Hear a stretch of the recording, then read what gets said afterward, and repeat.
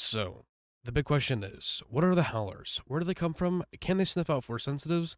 And did they just bring back a creature from Legends? Well, I think you might have an idea. What if the Howlers in Ahsoka are actually the Vornskers from Legends? What is going on, everyone? And welcome back to Cantina Talk. What is going on, everyone? And welcome back to the channel. So, in episode 6 of Ahsoka, we were introduced to this wolf-like creature that are called the Howlers. These are completely new to Star Wars, but I believe we might have actually seen them before. Let me explain. Really quickly, I would just like to say, if you are new, go ahead and make sure to hit that subscribe button. I'm trying to reach 500 subscribers by the end of the Ahsoka show. In Legends, during the same time period that we are currently witnessing in Ahsoka, we were introduced to a wolf-like creature called the Vornskers. The Vornskers were a canine species from the planet Merkur, which is actually the same planet as the Islamari. The Islamari play a big role not only in Legends, but to the Heir to the Empire storyline.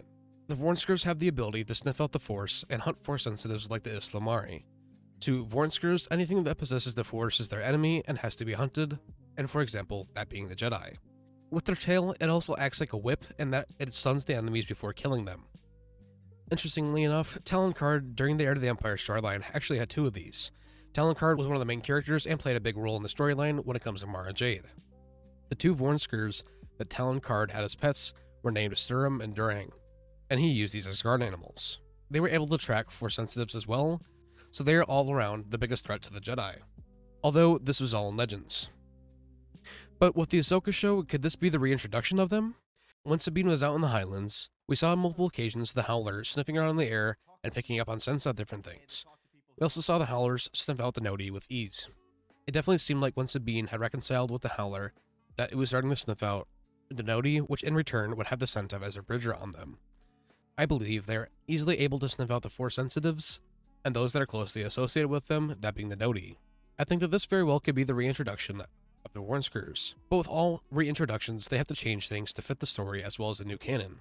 As well, we know that the Islamari were previously only in Legends, but they played a big part, most notably in the Heir to the Empire trilogy.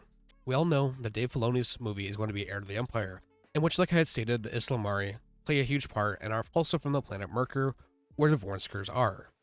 We are also interestingly shown in Thrawn's office in Star Wars Rebels aboard the Chimera that he already has the knowledge of the Islamari as well as the planet Merkur. We could see a sculpture of them right behind Thrawn's chair. I believe that the Howlers, however, could easily be brought back to our galaxy along with the tombs of the dead Night Sisters. I think that this is how they will end up in the galaxy that we all know, and how Talon Karrde or a character like him could easily get a hold of these creatures, just like he had in the Heir to the Empire trilogy. With this, there are a lot of similarities between the two creatures, and we know that with the show, Dave Filoni has already recanonized a lot of things from Legends, and why not do just one more? Especially if they will play a role in his movie, just like they had done in Legends. Luke literally had to save Mara Jade from one of them, so it is easily possible that they'll be brought back. The Vornskers, as well as Islamari, would be a serious issue for Luke's Academy, and could be a focal point of the story if Thrawn has them readily accessible, along with his Night Troopers. Lastly, I would just like to say that Huyang said Sabine is the least adept with the Force that he's seen in over 500 years of assisting in Jedi training.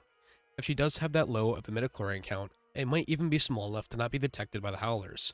As well, Ezra probably had to use the Force with the Noti, most likely a beast controller or something close to it like we had seen Ahsoka use in The Mandalorian Season 2 when she communicated with Grogu. Ezra could easily have done this and would have had to do it in some way to learn the language of the Noti over time. But with that all being said, I'm very interested to hear what you all think. Also, just a quick reminder that this Sunday there will not be any Cantina jargon coming out, but next Sunday, Joe and I will be covering episodes 6 and 7 so that we can catch back up. Without further ado, I hope you all enjoyed the video. Let me know what you think in the comments down below, and remember to get yourself some Cantina Talk merch. Don't forget to like and subscribe, and lastly, may the Force be with you all.